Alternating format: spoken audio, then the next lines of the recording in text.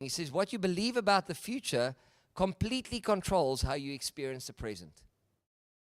What you believe about the future sets the tone for the way that you experience the present.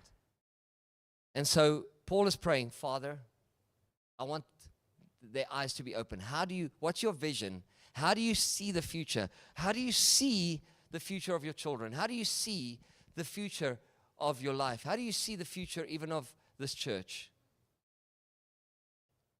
To be spiritually alive, because this is what the series is about, is to be alive in Christ. To be spiritually alive, friends, isn't about just dealing with problems or getting problems to go away. It's about seeing who Jesus is and seeing what God is doing. I love the Message translation where it says, when people cannot see what God's doing, they stumble all over themselves. Proverbs 29:18.